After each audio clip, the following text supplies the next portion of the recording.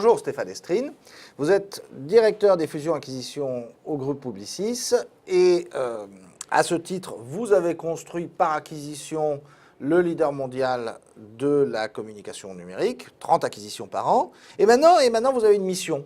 Vous avez 4 ans et demi pour porter la part du numérique et des pays émergents dans le chiffre d'affaires du groupe de 55% à 75%. Et vous avez commencé tout de suite, tout récemment, avec une agence indienne, Nive, à Bangalore. Mais ça ne va pas suffire. Alors, bien sûr, ça ne va pas suffire. Nive s'inscrit dans une stratégie d'acquisition qui est mise en œuvre depuis plusieurs années, que ce soit en Inde ou de manière générale dans les pays à forte croissance et la communication numérique. Ce que Nive nous apporte, c'est très complémentaire avec notre réseau Razorfish. C'est une société technologique qui s'inscrit tout à fait à la croisée de la communication numérique et des pays émergents, puisqu'elle est basée à Bangalore.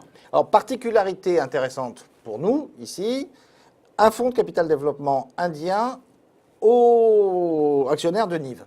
Ça complique les choses d'avoir du capital investissement dans la cible?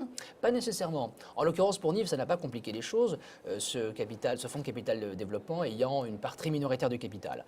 Et au fond, acceptant le principe qui est absolument indispensable pour nous, qui est le principe du complément de prix, de l'earn-out, de manière à fidéliser le management pendant la période de transition. En revanche, lorsqu'on a une acquisition qui est détenue principalement, voire à 100% par un fonds. Donc un LBO. Donc ça peut être tout à fait un LBO. Ça nous pose un problème parce que ça signifie d'une part que le fonds veut recevoir l'intégralité du prix d'acquisition au closing, ce qui veut dire en général qu'ils sont assez gourmands. Et par ailleurs, ça signifie aussi qu'il faut mettre en place des outils de rétention du management sur le futur, ce qui a un coût PNL, ce qui évidemment est quelque chose qu'on cherche à éviter. L'earn-out ou le complément de prix, c'est un peu la clé de votre stratégie finalement.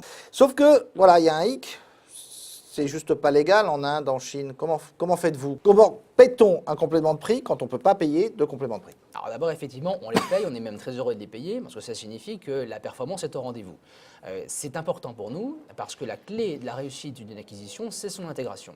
Et l'intégration dans un métier d'hommes et de femmes, ça signifie retenir le management. Alors dans les pays dans lesquels c'est compliqué à mettre en œuvre, on a dû adapter un peu nos schémas de pensée et nos façons de faire, notamment effectivement en Chine et en Inde, où au lieu, par exemple, de prendre 100% des capitales d'une entreprise, on en achète 80%, disons, et on monte au capital progressivement à travers un mécanisme d'options.